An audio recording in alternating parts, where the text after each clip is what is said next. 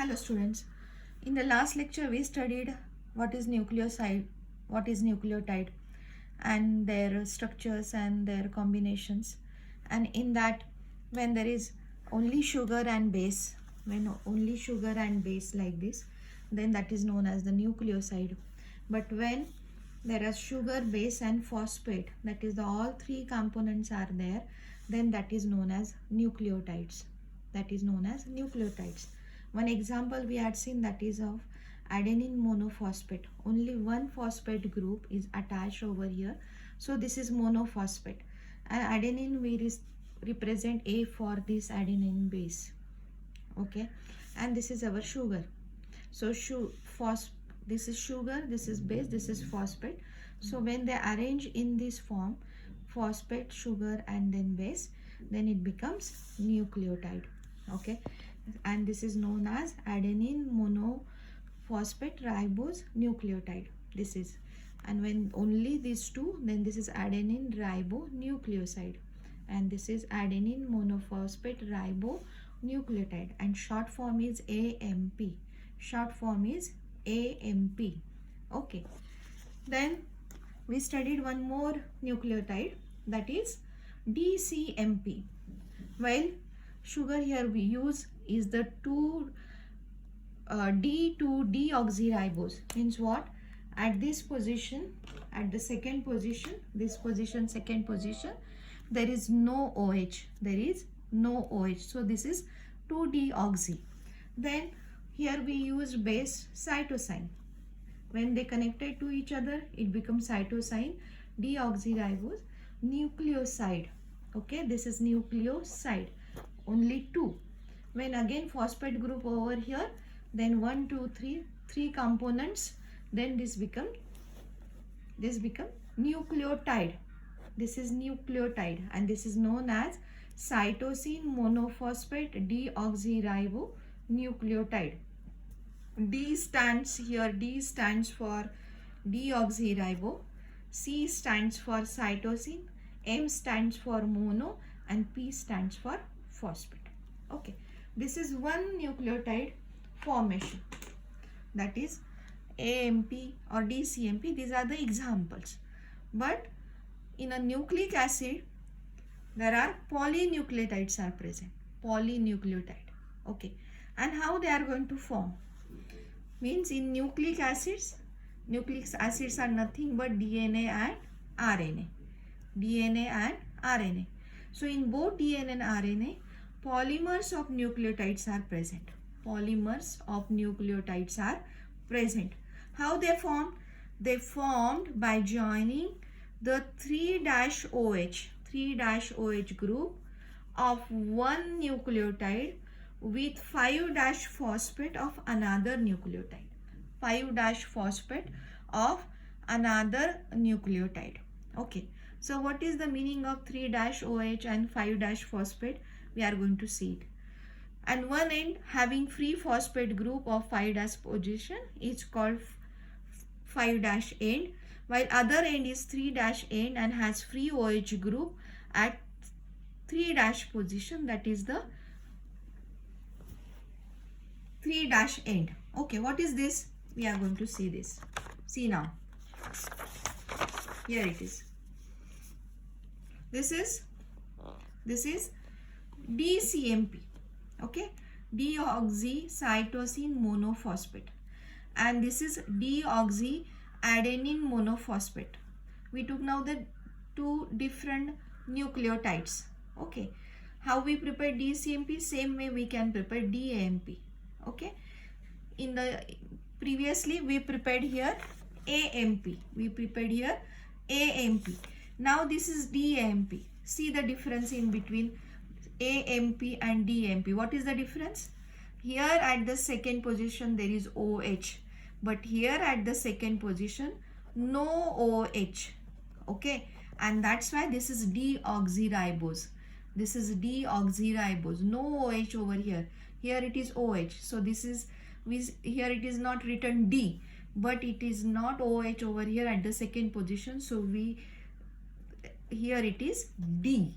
Okay, this is a difference in between AMP and DMP. Okay, and and we studied this DCMP already. So now what is this? At the fifth position of one nucleotide, this is the phosphate group, and at the third position of one of the nucleotide, this is OH, and here it is the connection in between these two, means 3' and this is the 5' position. They are going to attach to each other. How they are going to attach to each other? This phosphate is going to attach over here, this OH is going to remove, and see now, here it is P double bond O minus, and this O minus is attached over here, this position. So this is that position, this is the third position, this is that third position, and O is attached here. Remaining P double bond O, remaining O minus is here.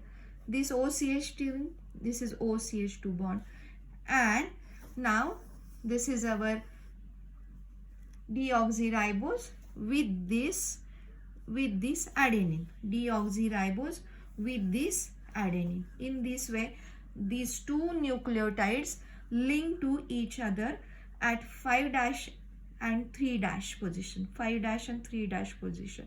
And now what is here? See, the phosphate at 5' of this nucleotide is now free. This is free end, and similarly this 3'O, that is the 3' end, is now free. Means what? The any another nucleotides we can attach here and attach here. Any another nucleotides we can attach here and we can attach here. Like this, we will get so many nucleotides in one nucleic acid. And that is nothing but polynucleotide. Okay. Now this polynucleotide structure of nucleic acids we can write in the two way, that is the schematic representation. Here now not necessary to write the whole formula, but in short we can write like this. See, this is the phosphate, so this is phosphate. This is sugar. To this sugar, this base is attached, so here it is the base. Then another nucleotide attached to each other. Where they are attached? Phosphate attached to sugar, phosphate attached to sugar. Then these two sugar, there is a base, this sugar, there is a base. So whatever the next attachment, that attachment is again over here. Here it is the next phosphate group may attach. Then there will be sugar and there will be base. But the open end is now 3' end. And to the phosphate side, open end is 5'. So this is 5' end, this is 3' end. Okay. And in short, we can write it like this also. P stands for phosphate, A stands for sugar, B stands for base. This is one unit. This is the one monomer of nucleotide. Then this is another unit. Here it is again PSB. This is the third unit. This is again PSB. So this is 3' end and this is 5' end. This is the schematic representation of polynucleotide structure of nucleic acid. Schematic representation. Now next one is DNA. That is our DNA double helix, which we studied in biology. Okay, but now here it is with the point of view of chemistry, we are going to study DNA double helix. This is double, means what? There are two strands. Okay, two strands, and these strands are like this. Okay, these two strands are like this, in this way. This is first strand, this is second strand. First strand and this is second strand. These DNA consist of two polynucleotide strands like this, and that wind into a right-handed double helix. Right-handed double helix, just like this. If this is the axis, then they are winded in this way, double-handed double helix, right-handed double helix. Okay, such type of structure is first represented by Watson and Crick. This is James Watson and Francis Crick, and so this double helix structure is also known as Watson and Crick Watson and Crick double helix of DNA. Watson and Crick. These two strands run in opposite directions. Opposite direction means what? If this end is 3 dash, so ending with this is the 5 dash, then this another strand is started here with the 5 dash end and ending with 3 dash. So they are opposite to each other. What is that? Opposite directions. One from the 5 dash end, one from the 5 dash end to the 3 dash end, 5 dash end like this, to 3 dash end, and the another one is started with 3 dash end and ending with 5 dash end. Are you getting this point? They are opposite to each other. The sugar phosphate backbone lies on the outside of the helix and the bases lies on the inside, perpendicular to the axis of the helix. Suppose this is the axis of the helix. This is the axis of the helix. Then bases are perpendicular to each other inside. Suppose here it is A, then here it is T. Then suppose here it is C, then here it is G. Then here it is T, then here it is A. Like this. Okay, inside. And this phosphate groups, backbone lies on the outside of the helix. They are on the outside of the helix. Like this. The structure is like this. Okay. Outside of the helix. It is 3-dimensional structure, but I am just showing on the paper in this way. I will show you 3-dimensional picture which is given in our textbook. The sugar phosphate backbone lies on the outside of the helix and the bases lie on the inside. These bases lie on the inside, perpendicular to the axis. This is axis, so they are perpendicular to each other. This is the axis, so they lying perpendicular to each other in this way. The double helix is stabilized by hydrogen bonding between the bases of the two DNA strands. This is again important. Hydrogen bonding between two DNA strands. This gives rise to a ladder-like structure of DNA double helix. Means what? When there is A and T, then there is double bond like this. But if there is a C and G, then there are triple bond like this. And here between T and A, there is a double bond like this. Okay. So it will look like a ladder. See now this structure. It will look like a ladder. When they are connected to each other, it will look like a ladder. Means now if here it is C and G, then triple bond formation.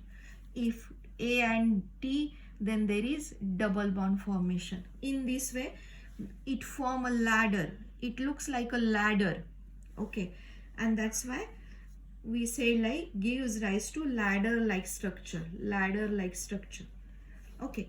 Adenine always forms 2 hydrogen bonds with thymine. In this way, adenine always forms 2 hydrogen bonds with thymine, while guanine forms 3 hydrogen bonds, 2 hydrogen bonds, while guanine forms 3 hydrogen bonds with cytosine, like this. G connected with each other with C by the triple bond. Thus, this A double bond T and C triple bond G are complementary base pairs. Only C can form a bond with G, only A can form a bond with T, or T can form a bond with A, or G can form a bond with C. Means they are complementary base pairs. And the 2 strands of the double helix are complementary to each other. 2 strands of the double helix are complementary to each other. This is very important. See now this 3-dimensional structure. See here. This is one strand, while this one is another strand like this. This starts with 3 dash end, ends with 5 dash, while this starts with 5 dash and ends with 3 dash, means they are ending with the opposite ends. Here it is 3 dash, while here it is 5 dash. Okay, then here form this way, the outside the way, this is sugar phosphate backbone, this one, and we can show that in a two-dimensional picture. I had shown you the phosphate is like this on the backbone, phosphate. So their phosphates are here on this strand outside. This is the outside, this is the inner side, this is the outside. So on the outside, this is sugar phosphate backbone. Okay, then here it is ACGT, and when there is a then there is a T. A with this light blue color, while T is with the green color, A and T. If here it is T, then here it is A. Okay, then here it is C, then this gray color is G. So this carrot pink color is with the C, then the gray color is G, C. If here it is G, then there is C. If here it is C, then there is G, like that. They are complementary to each other. If there is T, then here it is A. And now see, due to structure, here it is in between G and C, guanine and cytosine, there are 3 hydrogen bonds. 1, 2, 3, due to structure. Okay, here it is C double bond O is going to connect with the hydrogen bond with this NH2. Here it is NH and then here it is N. So there is a formation of hydrogen bond. Here it is NH and here it is C double bond O. So there is formation of hydrogen bond. There are 3 sites to form hydrogen bonds. So 1, 2, 3, like 3 hydrogen bonds. While in adenine and in thymine, there are only 2 positions, only 2 sites. And so there is formation of 2 hydrogen bonds, 1 and 2. So this is 3-dimensional structure, and this is in more detail how A and T form a double bond, while C and G form a triple bond. This is the way of expressing it. And that's why we are writing here A double bond T, G double bond C, and these bonds show ladder-like structure. And only in our textbook, one sentence is mentioned that whatever the RNA, it exists as a single stranded structure. RNA exists as a single stranded structure, and it is like this single stranded structure. This is like this single stranded structure. Okay, this is RNA, this is RNA, single stranded. This is double stranded helix. They are mingle with each other. They are mingle with each other, and so that is DNA double helix, while RNA is single stranded structure. And this is all for today. In the next lecture, we are going to start our next chapter, that is polymers. And after that polymers, few important things of coordination chemistry we are going to study. And so that will be the end of our syllabus, 12th standard syllabus. I hope everyone is understanding and everyone is taking it seriously and sincerely. One more thing I am going to show you. This one type of paper solution is also available in market, Uttam's papers with the solution. The important thing here it is, this here part A is given as a quick revision of the chapters. This is very precisely given, quick revision of the chapters. And then part B is the papers with the solution. Very nicely they collect you all the syllabus in the form of the quick revision, like this, important formulas, then quick revision of the chapter. By each and every chapter they this is a solid state, like that. Even they covered each and every chapter. Then weightage of unit without option is given, weightage of units with option is given. So from 98 marks option, you have to solve the 70 marks question paper. This thing is given. Okay, how to marks distribution is given, that is also given in details. And then paper solutions part B means what? See here, If this is the question, geometrical isomers of CONH3Cl4, then how it is distributed? 1 mark for this structure, 1 mark for this structure. If it is for 2 marks, then 1 mark for this and 1 mark for this. Okay, then suppose write the structure of, or see, write a note on Cannizzaro reaction.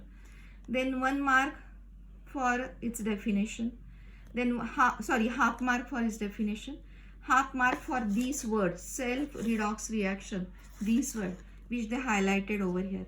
Then 1 mark for their proper example, how it is going to happen. This is for proper example. So in this way, these 2 marks are distributed. So from this solution, you come to know which step is having how many marks and what is the weightage of that and how it is important for that. So if it is possible, buy this book, that is Uttam's Papers with Solution. Thank you very much.